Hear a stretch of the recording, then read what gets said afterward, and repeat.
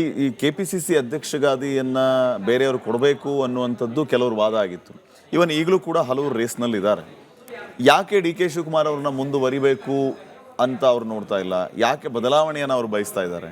ಸಾಮಾನ್ಯವಾಗಿ ನಮ್ಮ ಪಾರ್ಟಿಲಿ 2 ವರ್ಷ KPCC ಅಧ್ಯಕ್ಷತನ ಬದಲಾವಣೆ ಇಮಿಡಿಯೇಟ್ ಆಗೋಂಥ ಒಂದು ವ್ಯವಸ್ಥೆ ನಮ್ಮಲ್ಲಿ ನಡೆದಿರೋದು. ನಾನು ಹಿಸ್ಟ್ರಿ ಓದ್ದಾಗಿಂದ 6 ವರ್ಷ ಅತ್ಯಧಿಕ 6 ವರ್ಷ ಕೊಟ್ಟಿದ್ದಾರೆ ಪಕ್ಷ ಸಂಘ. ಬೇರೆಯವ್ರಿಗೂ ಅವಕಾಶ ಕೊಡಬೇಕು, ಬೇರೆ ಬೇರೆ ಸಮುದಾಯಕ್ಕೆ ಕೊಡಬೇಕು. ಅದು ಒಂದು ಉನ್ನತ ಹುದ್ದೆ. ಹೆಂಗೆ ರಾಜ್ಯದಲ್ಲಿ ಮುಖ್ಯಮಂತ್ರಿ ಉನ್ನತ ಹುದ್ದೆನೋ, ನಮ್ಮ ಪಕ್ಷದಲ್ಲಿ ನಮ್ಮ ಕರ್ನಾಟಕ ಮಟ್ಟಕ್ಕೆ ಅದು ಉನ್ನತ ಹುದ್ದೆ. ಎಲ್ಲ ಸಮುದಾಯಕ್ಕೂ ನ್ಯಾಯ ಕೊಡಬೇಕು.